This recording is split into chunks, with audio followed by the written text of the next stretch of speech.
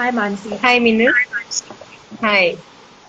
Hi, great. So, yeah, it's 7, so I guess we can start right away. So, for those who have joined this live, thank you so much. We are going to be discussing the Wildlife Protection Amendment Bill. It was introduced in 2021 and then it was sent to a standing committee of parliament for study. And it was recently in the current monsoon session, it was passed by Lok Sabha. It is still pending in Rajya Sabha. So that is going to be the topic of discussion today. But before we get to it, quick introductions. My name is Maansi. I run the Maadhyam initiative and we very closely follow Parliament and we share daily updates and critical updates on what has been happening in Parliament. We provide summaries of different bills and other debates that happen in Parliament, and this initiative to discuss certain bills also on Instagram Live is part of the same effort that we are doing. This conversation has been organized in collaboration with Vikalp Sangam. And with Vikalp Sangam, we have already had a discussion on Indian Antarctic Bill last week, and we have planned a couple of more discussions in the coming week. I would now invite Meenal to quickly introduce herself and her organization, and then we'll get started with the discussion. Thanks, Mansi. Hi, everybody who's joined. My name is Meenal. I am part of the Conservation and Livelihoods team in an organization called Kalpavriksh. We are basically working on different laws and policies and the interface of different laws and policies related to conservation. So that is why our interest in understanding the Wildlife Protection Act, as well as looking at the kind of amendments that have come up in this act.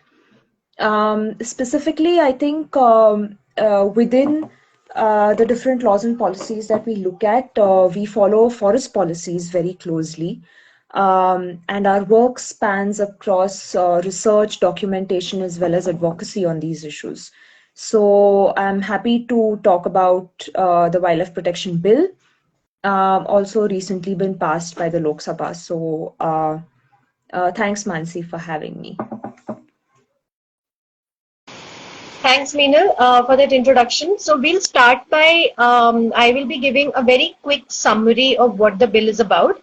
And I will also be very quickly summarizing the debate which happened on it in Lok Sabha, and I will highlight the main concerns that the MPs had raised during the debate. So the Wildlife Protection Act, the original act, as the name suggests, is about protecting wild flora and fauna.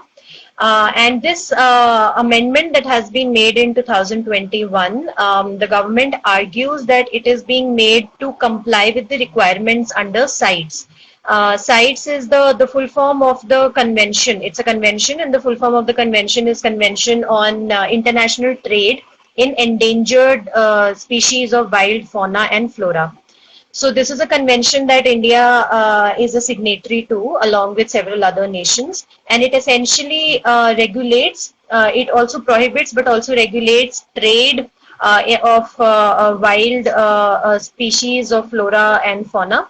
And it also prohibits certain activities, and also it regulates not just trade but also possession of of live animal specimens, for instance. So it categorizes wild flora and fauna into different categories depending on the threat of extinction.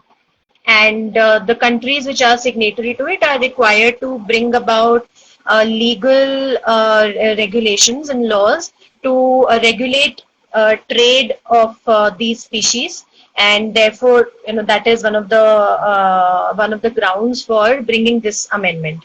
So what this amendment essentially does is that the government already had, under the Wildlife Protection Act, it already had identified species, which required protection. So it had schedules under the act of protected species.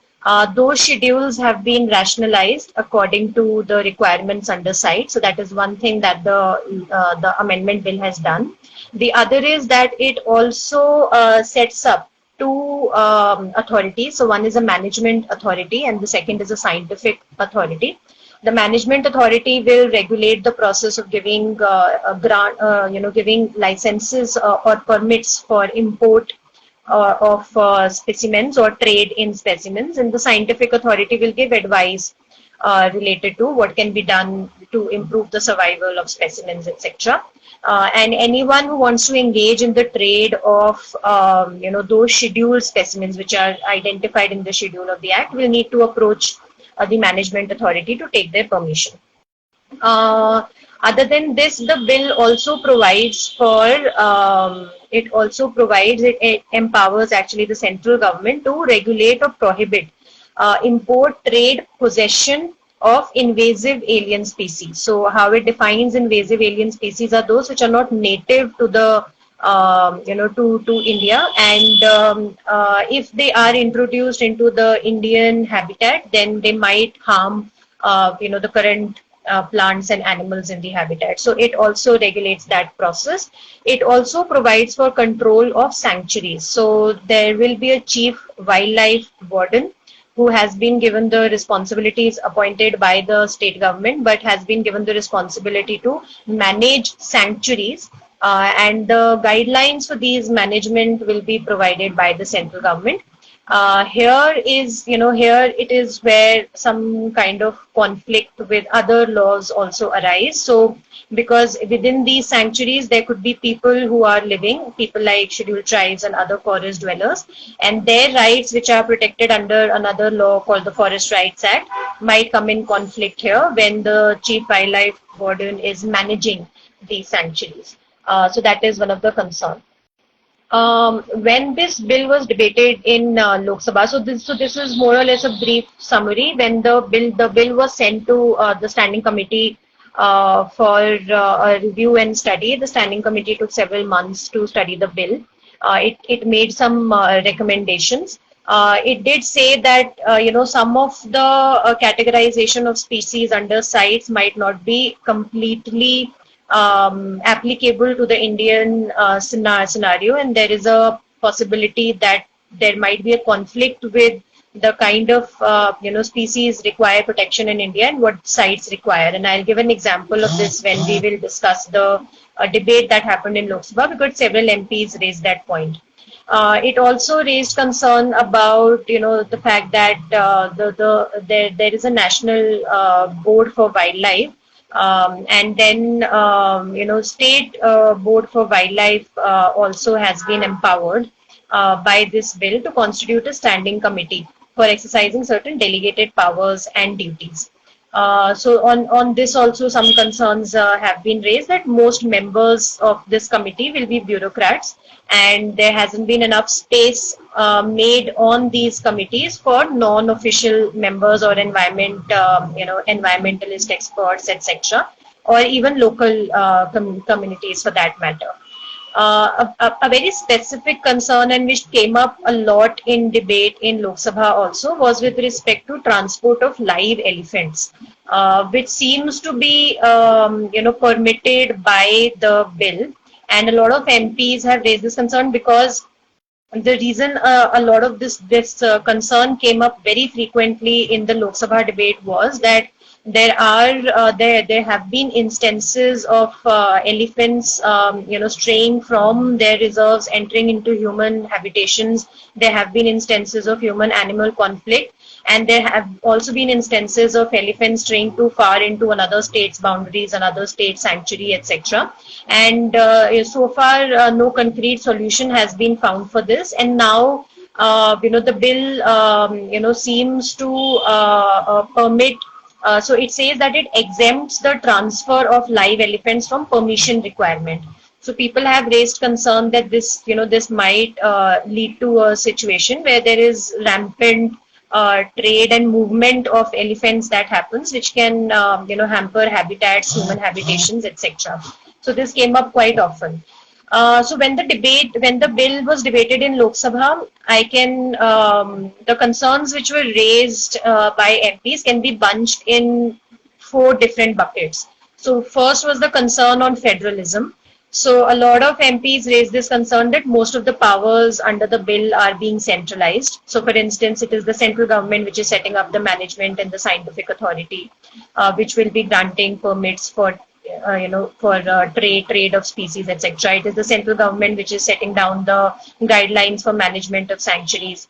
And there was under the original act, there was under the original act a schedule which identified vermin species.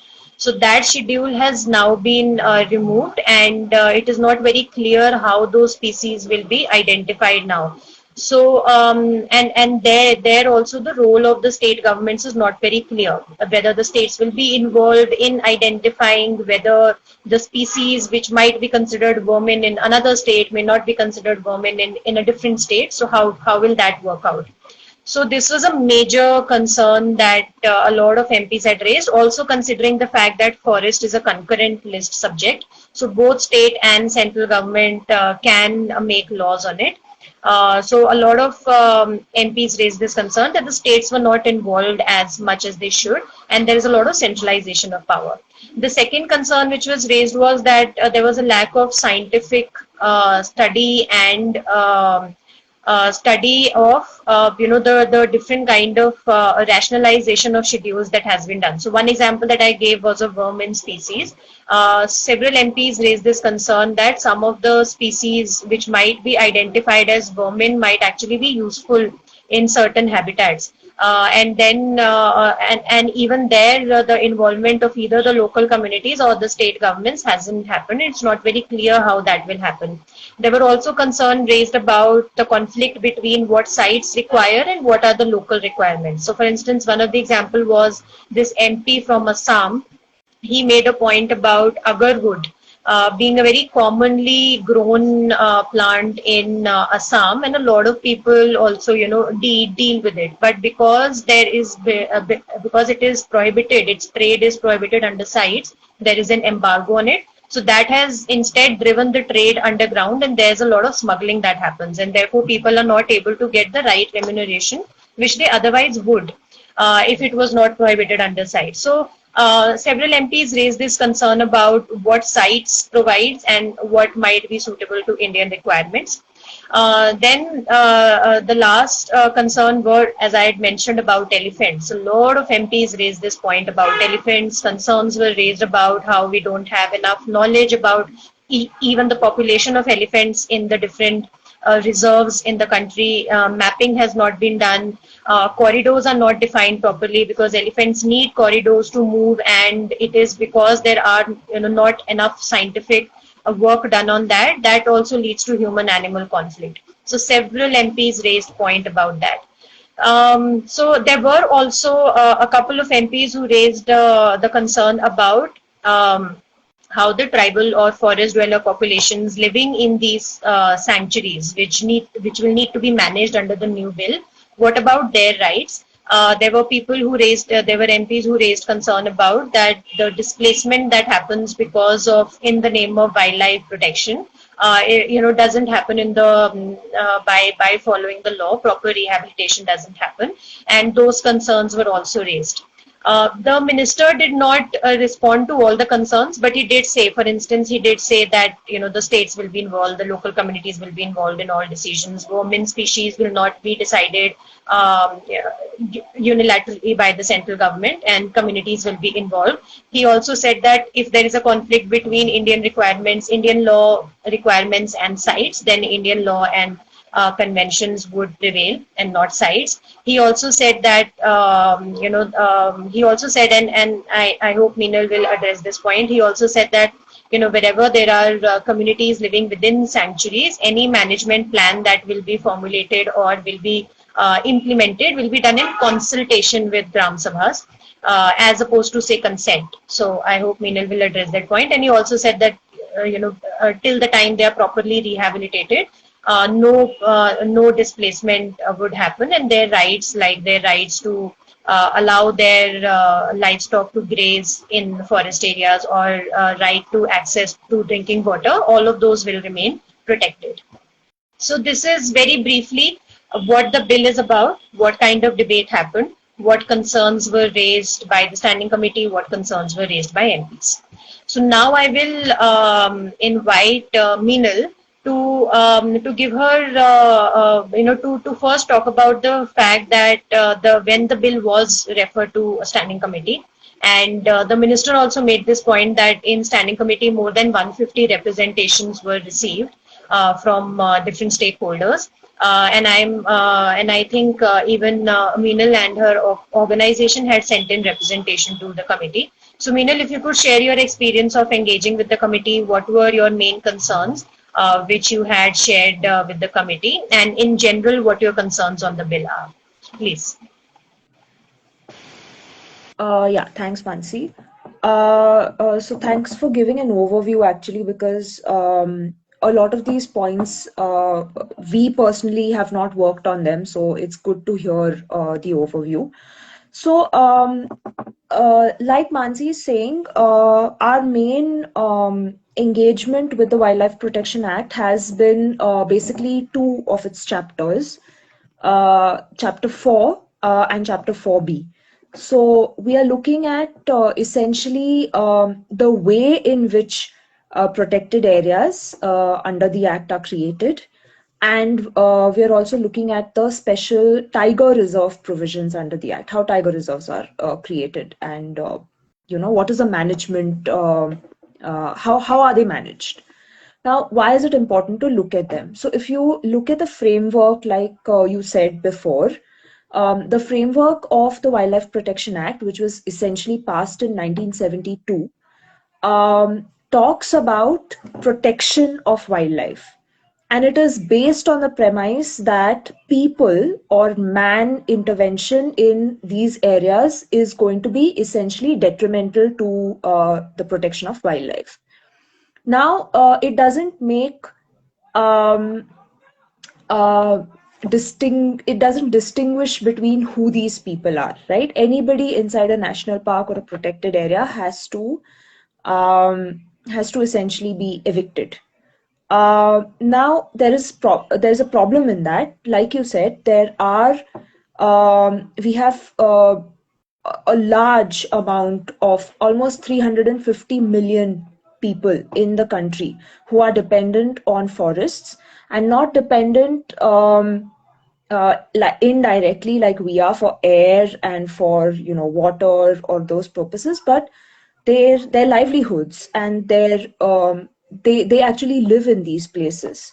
They have cultural, social connections with these forests, and they're very dependent on the protection of these areas for their rights as well.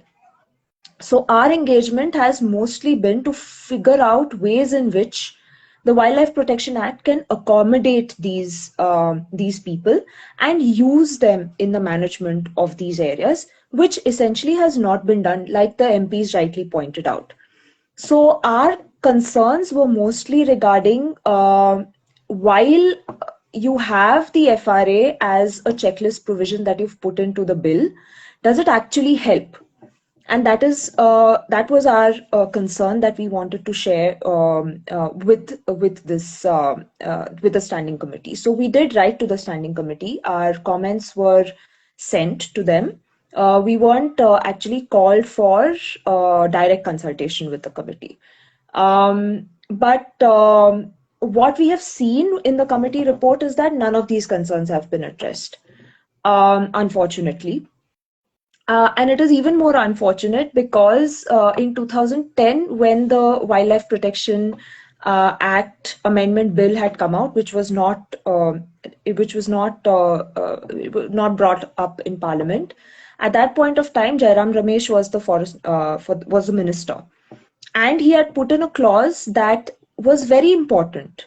When you look at Chapter 4 of the Act, it is giving a way in which these protected areas can be declared, and what are the ways in which the rights of the people living in protected areas can be recorded for the purpose of removing the people out from the protected areas. Now, in 2010, after the implementation of the Forest Rights Act, which came in 2006, this settlement aspect has changed. What the Forest Rights Act is saying is that while this process of settlement was happening, it didn't happen correctly. We were There were injustices on people, and that is why it has set out a different process of recording rights and then giving those rights to people. Now, these are the discrepancies between the Wildlife Protection Act and the Forest Rights Act, which should have been addressed in the bill. Why? Because if you look at the other provisions of the bill, for example, the initial Land Acquisition Act has now changed into LARR because this legislation has come up after the WLPA. So you need to make this legislation compatible, right, with other laws that have come up in the time being. So you do see that provision added. You do see that instead of the Planning Commission, they have added the Niti Aayog member. And these are the essential things that need to happen when new legislations come. Now, especially dealing with these chapters, we don't find the fact that FRA should actually be implemented for recording rights, because that is important, because you are essentially going to come to the same condition where you're going to drive people out again of the country, of these protected areas. And then what happens is that if you are then saying that management will happen according to FRA, then you're not leaving that space for local people to even engage. Because essentially you are saying that the settlement of rights, which has essentially not happened in most cases, is going to continue to happen according to WLPA, which means that in national parks, in tiger reserves, you will not have people. So how then do they engage with management? Now, even like you said, with the management of national parks and wildlife sanctuaries, they are only saying that the management plan that the Gram Sabhas make, whose rights have been recognized under FRA, need to be incorporated in the management plan of the wildlife sanctuary. Now, in this case, how are you going to do it? Are you going to do it through consultations? Are you going to do it through consent of the local community? In the current format of the bill has not been given. So it looks like a checklist provision because you have to mention the Forest Rights Act in a conservation bill, because that is what the international debates are moving towards, that rights of indigenous people need to be recognized. So it looks like a checklist provision and hasn't been even addressed in the standing committee report. So these were certain, issues that we brought up before the standing committee in our submissions. So actually, your point also reminded me a couple more things that MPs had said when the debate was going on. One interesting point was that it seems like the entire concept of the act seems to have moved from protection to management. And a lot of MPs raised this concern that it doesn't seem like protection is the main concern now. It seems to be management. So you are going to allow many more things to happen which were earlier not allowed in the name of managing it. The second was, like you mentioned, in the National Board for Wildlife, and one MP also raised this concern. He said that the National Board for Wildlife has not been called for a meeting since 2014.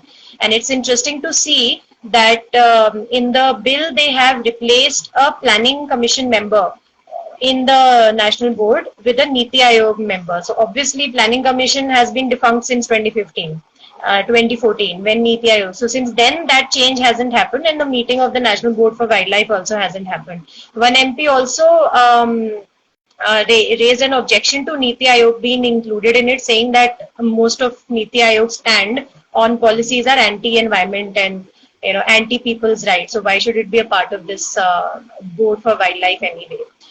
There was also a concern raised. So we have already discussed about the forest rights, and some MPs had raised concern about how they were, the kind of rehabilitation that they were given, or the kind of settlements that were being provided to them was very meager, and the cost of uprooting oneself from where you have been living, your livelihoods are based, is not adequately compensated when they are being asked to move. So if I could just invite you to share a bit about how the entire process of rehabilitation or settlement works, inside this, inside wildlife sanctuaries and national parks, etc. And like you mentioned, that if now any kind of management has to happen, Gram Sabhas have to be consulted. So if you are aware of any precedents of where this has happened and how that has happened, if you could share that also would be great. So essentially, uh, once I mean, the Wildlife Protection Act says that once this area, there is an intention to declare this area, right? That's the first notice that is given to local communities. So there is an intention to declare this area as a wildlife sanctuary or a national park. Subsequent to that, then there is a collector who decides on rights. What rights? I mean, he invites people to send the details of what kind of rights you've had over the land. Um, and then the collector has the power, along with the chief wildlife warden, to decide if certain activities can be allowed, and certain activities can be not allowed. Now, in a national park, it is stricter. It's very clear that the rights will be acquired. By acquired, what it means that the state will take over these rights and compensate you for them. So this is where the compensation aspect comes. And of course, if there are no rights, you can't live in a national park. You have to be rehabilitated. Now, Kalpavriksh has actually been looking at how this process goes on for almost 30 years, and we've actually created a database. It's a map called Losing Ground. It's done in collaboration with the Environmental Justice Atlas. And we have had very detailed case studies on how these processes have not taken place, um, addressing and in violation of not just human rights, but also the Wildlife Protection Act. So it very clearly says that until rights are not settled, until people are not given adequate shelter and adequate compensation, you can't move them. You have to protect them. But this has not happened. I think there have been no cases where the Wildlife Protection Act has not been violated. So many times rights have not been recognized and people have begun to be moved out. If I can think of a recent example of a violation in Pench Tiger Reserve, we had money being transferred under various national as well as state legislations. There is a package that is given to people. So either there's a 10 lakh package right now, which has been done by the Ministry of Environment and Forests, and there are guidelines on it. So under this, either you take the money and you leave, or then the state government has to provide you basic amenities like your house, a community hall, whatever that the village needs, including land. Uh, Now, what we have seen as an example is that before the villagers could even consent to moving in Pench, there was money that was directly put into their bank accounts, which can then, in a court of law, it can seem like people have already been paid to move. So these are the kind of activities that are done because there is a very clear mandate to essentially remove people from protected areas. Where this has changed in certain cases is there are very interesting uses of the Forest Rights Act that people have, um, come up with. So, especially in cases of tiger reserves, this is a very contentious issue. In protected areas like wildlife sanctuaries and national parks, you still see that the processes of providing for rights in these areas has happened. It has moved forward. At least individual rights have been given to people, if not community rights under the FRA. But there are interesting ways in which people are negotiating these rights, and it's very important to have administrators who understand the act and who understand the letter and spirit of the act, and who believe that local people are capable of conserving their habitats. So there have been instances, for example, in Melghat Tiger Reserve, in Pench Tiger Reserve, again on the Maharashtra border, where people actually asked for rights after they were rehabilitated outside, because the FRA does provide for that, to say that our rights on this national park or sanctuary land was not recognized when you put us out, and we had fishing rights over a lake which has come under the wildlife sanctuary. So please give us those rights, because it was a source of our livelihood, and those rights were granted. So these are interesting examples that have come up, and people have had management plans being developed. In Uttarakhand, in Govind Pashu Vihar Wildlife Sanctuary, recently rights have been given to local people. In Chhattisgarh, in certain places, rights have been given in a national park, in a wildlife sanctuary. So it's happening, but it's happening very slowly, and it will become a mandate when you have these two laws, collaborating with each other. Now, the second thing that you were saying about MPs being concerned that it is more of a management driven law now, or a bill now, than essentially what its mandate was.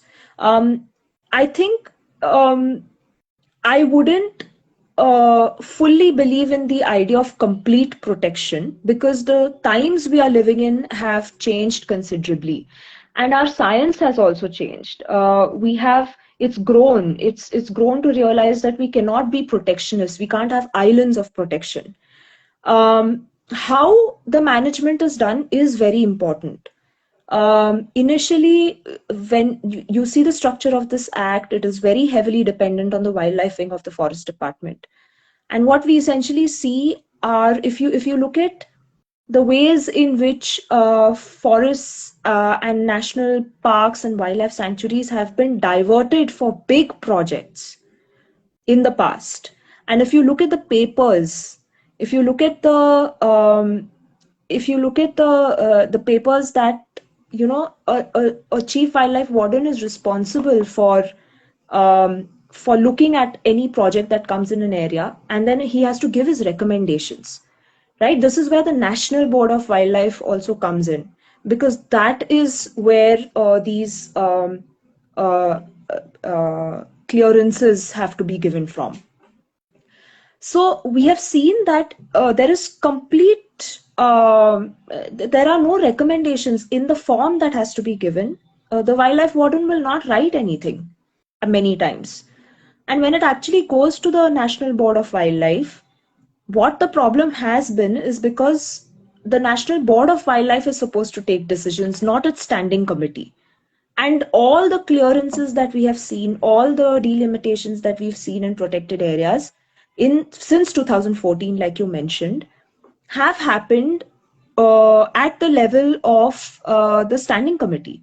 And that is the fear that is going to happen in the state committee also, because now you have a state standing committee that this act is mandating. So I think it's important to understand that how we need to move towards a more managerial approach, because we are staring at certain complications that have arisen after 72. But how do we manage? Um, Whether we are even considering these things, that where protection is needed, those have not been addressed in the act, but management has been addressed in a very different way, and local people have not had a say. Just a last point that I want to make. I was actually going through the bill passed by the Lok Sabha, and I was looking at what the minister's opening statements, that he made with the bill. And he said a very interesting thing. He said that we believe that the protection of these areas has happened because of the indigenous people, because of the Adivasis that have stayed here, and it's been a tradition in our country that local people and indigenous people have protected our forests and our wildlife for centuries. So we have made a provision which is extended to national parks. It was already there in wildlife sanctuaries, and we've made a provision in this act that says that uh, they will not be evicted immediately. They will be provided firewood and water and, say, fodder or whatever requirements are there till the process is completed. Now, it's very interesting that he said that, because if you look at what they've added before this provision, it says that when the intention for declaration of a national park happens, immediately all the restrictions set in.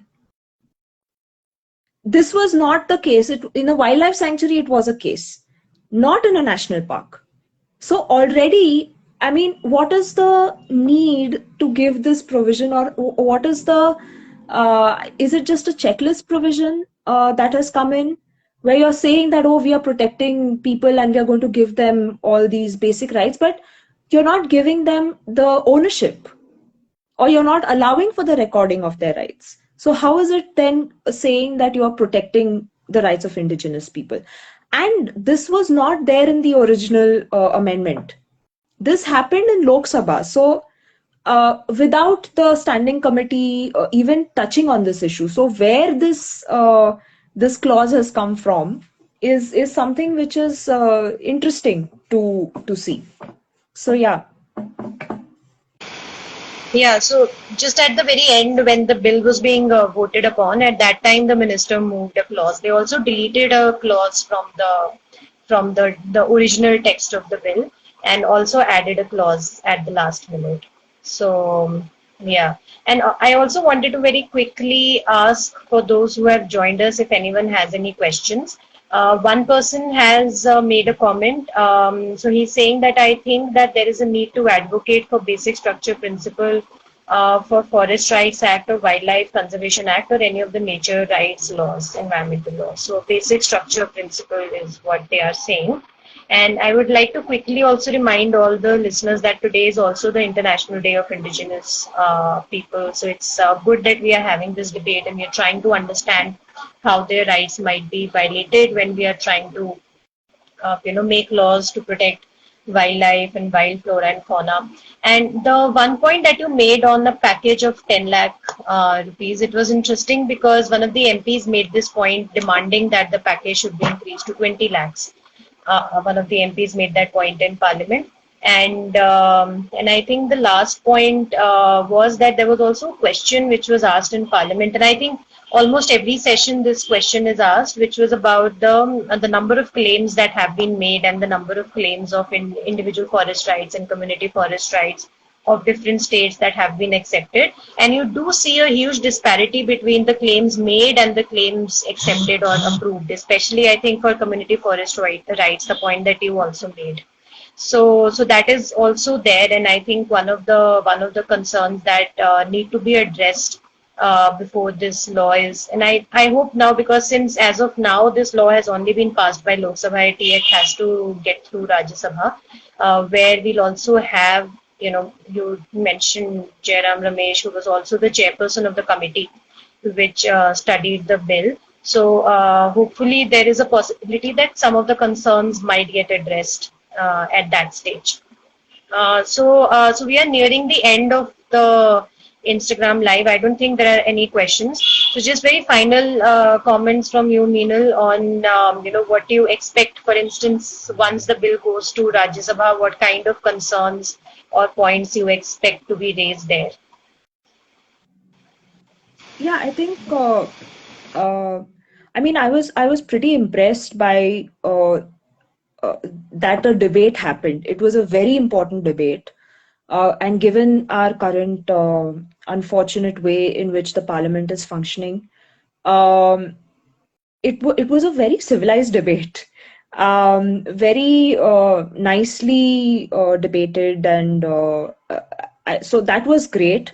The Another thing that was really good was that comments were invited from common citizens, which is actually a policy put in place in 2014, but hasn't been done for many acts. But this is a very important act, which is essentially going to affect the futures of all of us.